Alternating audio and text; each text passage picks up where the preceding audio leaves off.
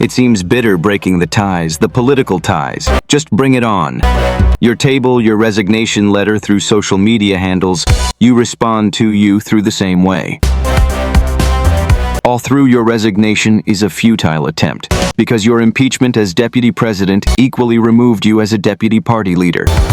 Omar Hassan, Secretary General to the ruling party, stated, "But you party ought to have decided which is which, given that your chairperson, Cecily Mbarire, once said, cannot expel him from the UDA party. He will remain member of the UDA party should he wish to remain, because it's voluntary membership. But as far as we are concerned, he will continue to be a member of the UDA party unless he says otherwise or decides otherwise. But we hope he won't go away." No political party leader would have wished to lose such an Ngima in his party. Baba anaitwa William Samoei Ruto. Saa hii wewe iko Kisumu, tuko hapa na William Ruto. Huyu ndio baba yetu, ndio kiongozi wetu, ndio anatuelewa, ndio tunapenda na ndio tutapigia kura. But little did he know, this being divisive, Kenya's most divisive character, is out. Goodbye. Rigathi Gachagua kujiuzuru kwake rasmi kama naibu kiongozi wa chama cha UDA na kisha kuratibu sababu zake za kujiuzuru, and I quote, "It was a lie, no nation can be built on a litany of lies." Kunajiri siku moja baada ya Rigathi Gachagua kutoa tangazo ya kwamba anazidua chama kipya cha kisiasa ndani ya wiki hii. So hii wiki hii nitazidua chama chetu cha kisiasa, na baadaye tutafanya sherehe kubwa sana ya launch. Mtakuja? Na hiyo chama ndio yetu. Tunajua huyu Ruto amepanga chama dogo dogo, mahwilbaro ya blue, ingine ya green, iko ile yake ya yellow.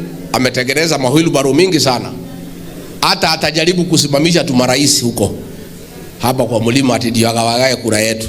Hatua ambayo mwanasiasa yoyote mwenye busara, hekima na uzoefu wa kisiasa angekusudia kufanya. However, in response of Gachagua resignation letter, UDA party through Secretary General Omar Hassan Omar stated that, and I quote, "This is to acknowledge the receipt of your resignation letter dated 12th May 2025, which you posted on your social media handle captioned as above. The UDA party took note of the ground of your impeachment in October last year. We moved with the stealth of national conscience to equally remove you as the deputy party leader."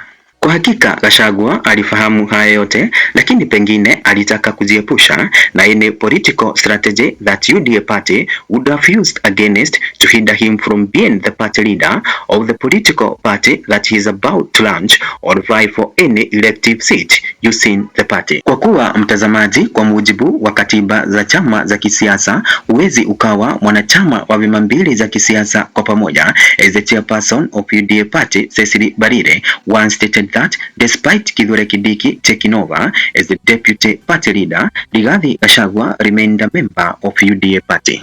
UDA party through their social media handle, in response of Gachagua resignation letter, katibu mkuu wa chama Hassan Omar Hassan anazidi kumkashifu Rigathi Gachagua na kumkumbusha sababu zake kuu za kubadiliwa, huku akimrejelea kama mtu asiye na ufahamu wa wadhifa wake, and I quote, "You distinguished yourself as the worst of the tribal boycott to hold such a high office in Kenya.